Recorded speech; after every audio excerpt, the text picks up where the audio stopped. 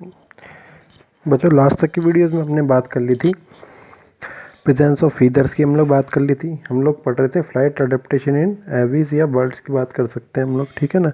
इसमें हमने last videos में presence of feathers, presence of tail and tail feathers और बीक एंड मोबाइल नेक की हमने बात कर ली थी। जो गीवा पाई जाए इसकी प्रकार की बात कर ली थी। आज हम लोग बात करने वाले हैं इनमें जो गमन होता है, लोकोमोशन की यदि बात की जाए, लोकोमोशन की यदि बात की जाए तो लोकोमोशन होता है इसमें द्विपादी गमन होता है। दो पैरों के द्वारा गमन की क्रिया पाई जाती है। अग्रपाद किसमें पंखों में रूपांतरित हो जाते हैं, जिससे पश्चपाद हैंड लिम्ब जो होते हैं वो ही पाए जाते हैं। उड़ान से उतरते समय शरीर का पूरा भाग पिछली टांगों पर पाया जाता है। शरीर का पूरा भाग पिछली टांगों पे पाया जाता है, इसीलिए क्या पाई जाती है, पिछली टांगें काफ़ी मजबूत पाई जाती हैं।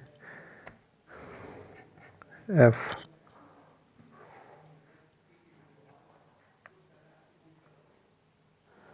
एफ होता है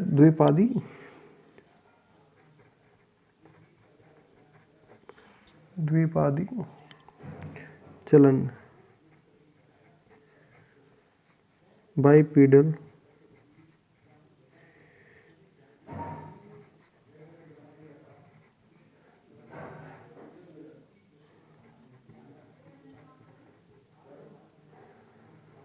बाइपेडल लोकोमोशन की यदि बात की जाए, ठीक है। पक्षी में अग्रपाद किसमें पंखों में रूपांतरित हो जाते हैं। पक्षियों में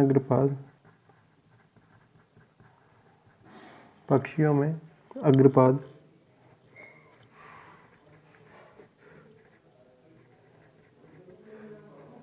पंखों में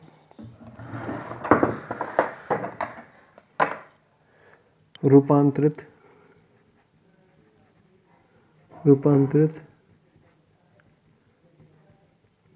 हो जाते हैं, ठीक है। जिस कारण चलने, खड़े होने व उड़ान से उतरते समय पक्षियों का पूरा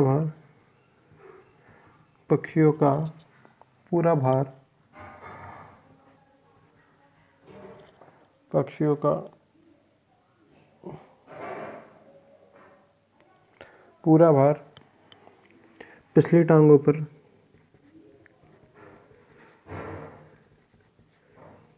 पर हैंड लैग, पिछली टांगों पर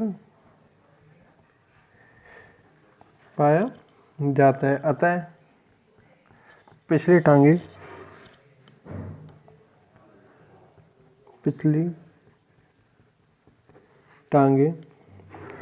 सुविकसित, वेल डेवलप्ड व मजबूत पाई जाती हैं। पिछली टांगे के पाई जाएंगी, वेल डेवलप्ड और मजबूत पाई जाएंगी, ठीक है ना। नेक्स्ट यदि बात की जाए जी पॉइंट की, तो जी पॉइंट ये कहता है आपका जो पर्सिंग मैकेनिज्म पाई जाती है इनके ऊपर। ये क्या करते हैं, किसी भी तार के ऊपर, किसी भी टहनी के ऊपर आसानी से सो सकते हैं। जो ये कहता है, जो इनके जो टांगों की जो उंगलियां होती हैं, टार्सल्स और मेटाटार्सल्स होती हैं, इस प्रकार से किसी भी टहनी को मजबूती से पकड़ सकती हैं, इसी मैकेनिज्म को हम लोग बोलते हैं पर्चिंग मैकेनिज्म, ठीक है ना। तो ये नेक्स्ट होता है पक्षी साधन का पाया जाना। पक्षी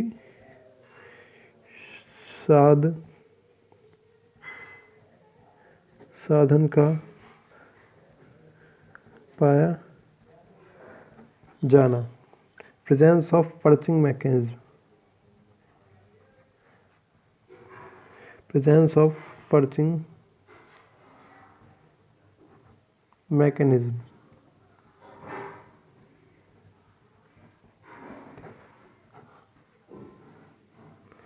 presence of perching mechanism okay. तो पर्चिंग मैकेनिज्म क्या होती है? पक्षी जो होते हैं पेड़ की शाखा या किसी छड़ या का तार की जो सतह पर आसानी से बिना गिरे सो सकता है। यही क्या क्रिया क्या होती है? पक्षी पिछली जो टांगे होती हैं, इसकी जो उंगलियां होती है किसी भी टहनी तार पर को कसकर पकड़ लेती है। इस प्रकार से हुक लाइक स्ट्रक्चर के रूप में पकड़ लेती है। इसी को बोला जाता है पक्षी साथ पर्चिंग। इसी को बोला जाता है पर्चिंग। ठीक है ना। ये जो जांग पिछली टांगों की जो जांग पेशियां होती हैं और टेंडम्स जो होती हैं, उनकी सहायता से सारी की सारी क्रिया की जाती है।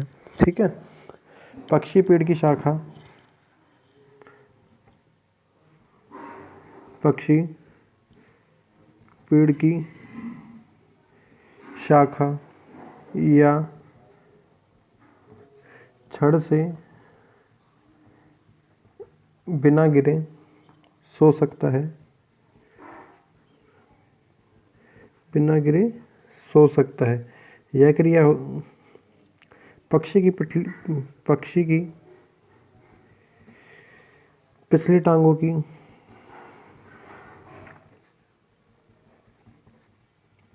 पिछली टांगों की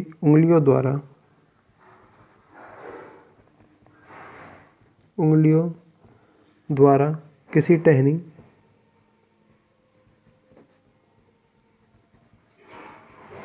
तार को कसकर पकड़ने की क्रिया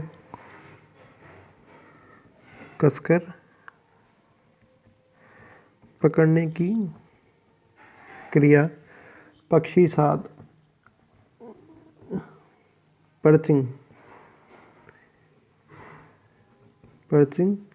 कहलाती है।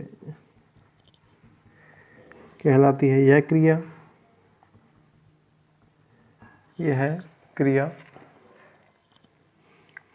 पिछली टांगों की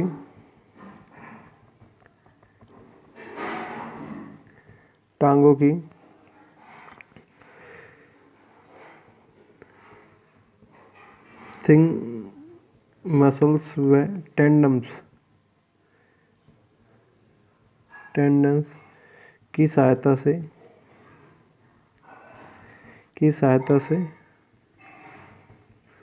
होती है। ठीक है ना।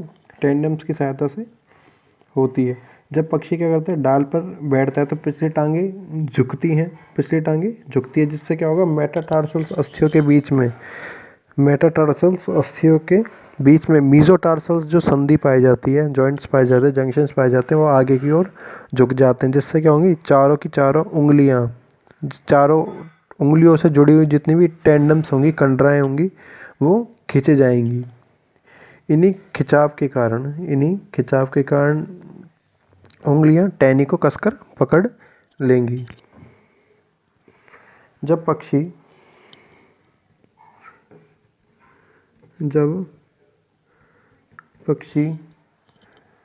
डाल पर बैठता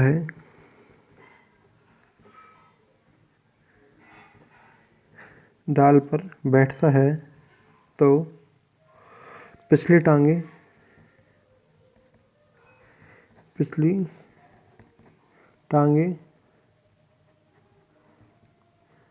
झुकती हैं, जिसके परिणाम स्वरूप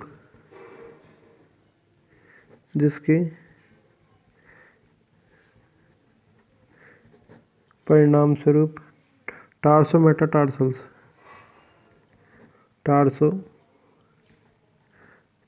मेटाटार्सल अस्थियों के बीच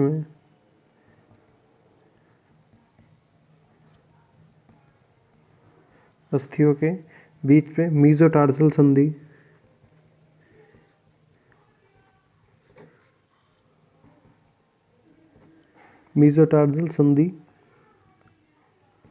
आगे की ओर झुक जाती है,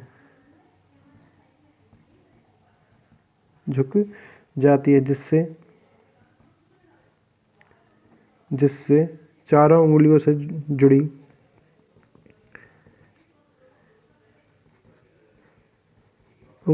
जुड़ी टेंडम्स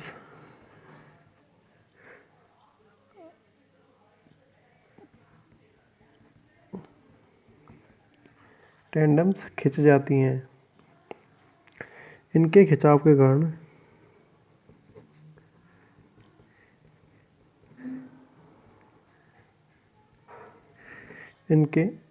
कारण उंगलियां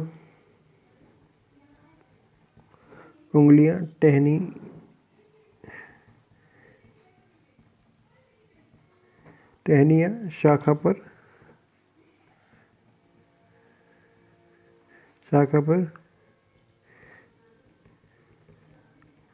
झुक जाती हैं, ठीक है ना, तथा टहनी को कसकर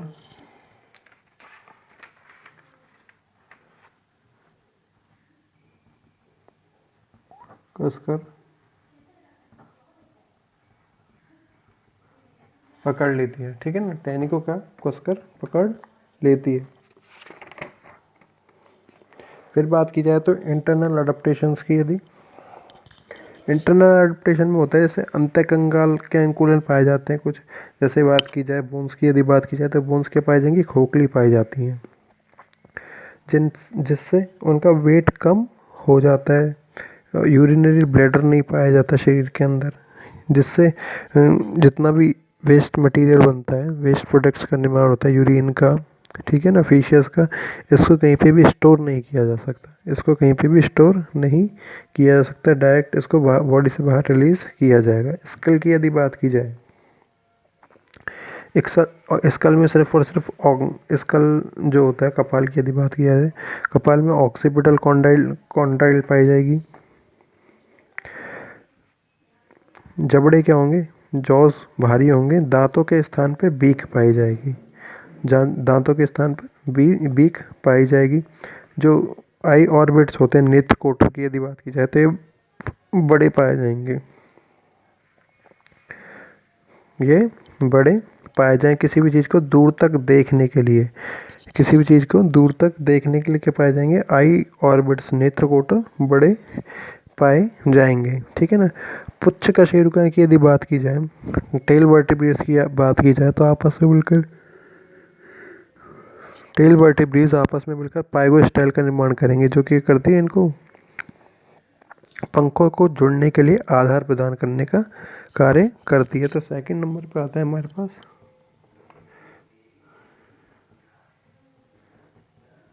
आंतरिक अनुकूलन, इंटरनल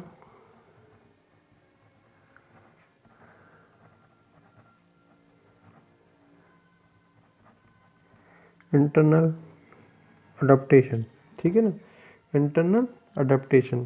तो इंटरनल अडेप्टेशन में यदि फर्स्ट बात की जाए तो अंतःकंकाल के कुछ अनुकूलन पाए जाते हैं। अडेप्टेशन इन एंडोस्केलेटन,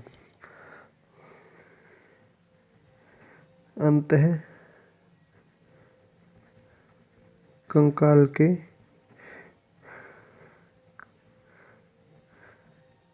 अनुकूलन, अडेप्टेशन इन एंडोस्केलेटन।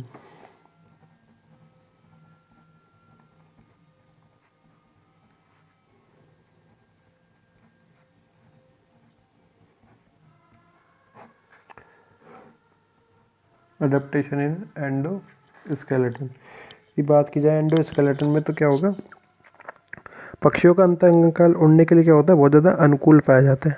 अस्थियां जो भी होंगी हल्की पाई जाएंगी और डेंस पाई जाएंगी, अस्थियों में वायुकोश की उपस्थिति पाई जाती है, इससे अस्थियां हल्की हो जाती हैं, अस्थियों का एकीकरण हो जाता है, मतलब अस्थियां एक दूसरे से जुड़ जाती हैं, फिजन हो जाता है, जिससे जो अस्थियों से निर्मित जो ढांचा होता है वो क्या हो जाता है, स्ट्रॉन्ग पाया जाता है, सुदृढ़ पाया जाएगा, सेंट्रलाइज पाया जाएगा, डेंस कंडीशन में पाया जाएगा, ठीक है। बाकी हम लोग देखेंगे नेक्स्ट वीडियो में। Thank you.